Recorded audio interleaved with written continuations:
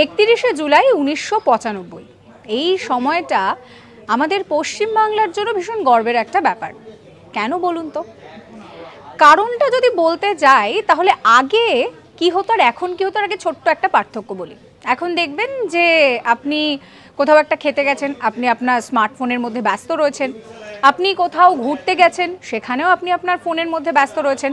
অফিসকে phone করা, বাড়িতে phone করা, বাপরে বাপ, ফোন ছাড়া তো আমাদের চলে না।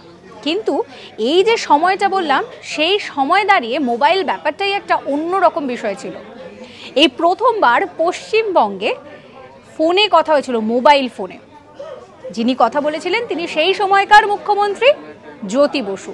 তিনি কথা বলেছিলেন টেলিকম মিনিস্টারের সঙ্গে। একটি সংস্থা বলছে যে তাদের মধ্যে বেশ কিছুক্ষণ কিন্তু কথা হয়। তিনি কথা বলেছিলেন টেলিকম মিনিস্টার সুখরামের সঙ্গে।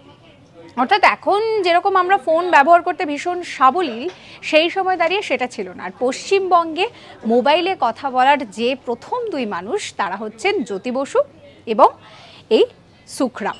তারা দুজন বেশ কিছুক্ষণ কথা বলেছিলেন পশ্চিমবঙ্গকে কি করে আরও উন্নত করা যায়, টেলিকম ব্যবস্থাকে কি করে আরও উন্নত করা যায়, সেই সমস্ত বিষয় নিয়ে তাদের দুজনের মধ্যে কথা হয়েছিল।